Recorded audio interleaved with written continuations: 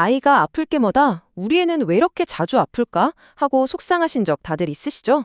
오늘은 많은 부모님들이 공감하실 바로 이 문제, 왜 유독 우리 아이가 세상의 모든 병균을 다 겪는 것처럼 보이는지 그 이유를 함께 파고들어 보겠습니다. 와, 정말 이 말이 꼭 내 얘기 같다 하시는 분들 많으실 거예요. 아이가 아플 때마다 부모로서 느끼는 그 좌절감과 걱정, 정말 말도 못하죠. 절대 혼자만 겪는 일이 아니라는 걸 꼭 말씀드리고 싶어요. 좋아요. 그럼 도대체 왜 우리 아이들은 끝도 없이 아픈 것처럼 보일까요? 그 이유부터 한번 차근차근 짚어보죠. 보통 병원에 가면 가장 많이 듣는 말이 이거죠.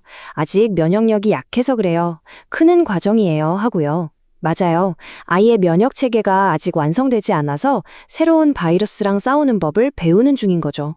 그런데 한의학에서는 이걸 조금 다른 시각으로 봐요. 단순히 면역세포 하나하나만 보는 게 아니라 우리 몸 전체를 하나의 큰 시스템으로 보는 거죠. 바로 몸의 핵심 시스템인 장부가 아직 약하기 때문이라고 설명해요. 좀 더 구체적으로 들어가 볼까요? 한의학에서는 우리 아이들의 건강을 지키는 세 개의 아주 중요한 기둥이 있다고 봐요. 이 기둥들이 튼튼해야 아이도 튼튼하다는 거죠. 자, 그 첫 번째 기둥은 바로 폐입니다.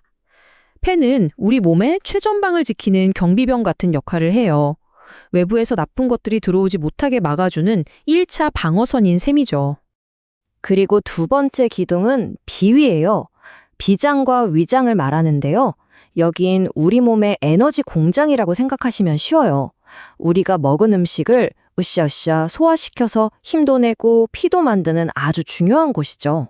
마지막 세 번째 기둥은 바로 신장입니다. 신장은 우리가 태어날 때부터 가지고 있는 근본적인 에너지, 그러니까 기본 배터리 같은 거예요. 아이가 쑥쑥 자라고 기본적인 체력을 유지하는 힘이 바로 여기서 나와요. 자, 그림이 좀 그려지시나요? 건강한 몸을 튼튼한 성이라고 생각해 보세요. 폐라는 경비병이 성문을 지키고 비위라는 공장에서 성벽을 쌓을 벽돌, 즉 영양분을 계속 만들어내는 거죠. 이 세 기둥이 서로 도와야만 우리 아이의 몸이라는 성이 튼튼해지는 거예요. 그렇다면 우리 아이가 자주 아픈 건 이 세 기둥 중에 어딘가 좀 약한 부분이 있다는 신호일 수 있어요. 우리 아이는 과연 어떤 유형에 가까울지 한번 같이 살펴볼까요? 첫 번째, 폐가 약한 아이들. 특징이 아주 뚜렷해요. 감기를 정말 달고 살고요. 콧물이나 기침이 잘 안 떨어져요. 특히 찬바람만 쐬면 바로 증상이 심해지고 비염 같은 알레르기나 기관지가 예민한 경우가 많죠. 혹시 우리 아이 얘기 아닌가요?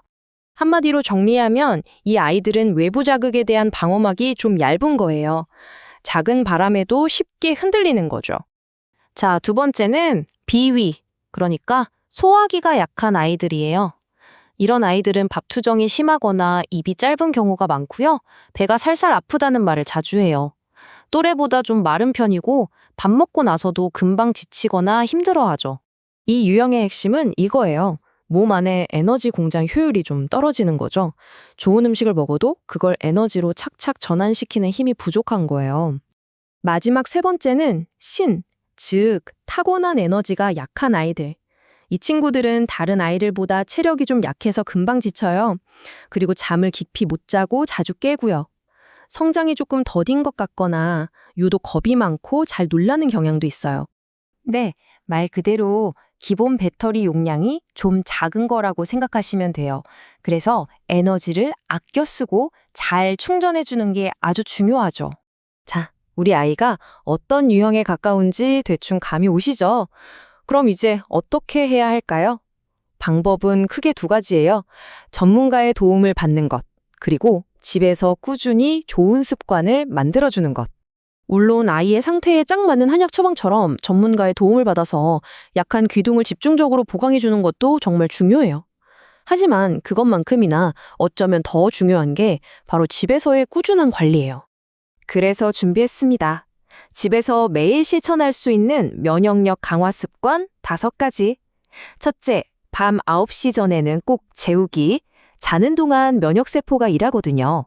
둘째, 차가운 음료수나 밀가루 음식은 조금 줄여서 소화기를 편안하게 해주세요. 셋째, 따뜻한 물을 자주 마셔서 몸을 따뜻하게 유지하고요. 넷째, 하루 30분이라도 꼭 햇볕 보면서 바깥에서 놀게 해주세요.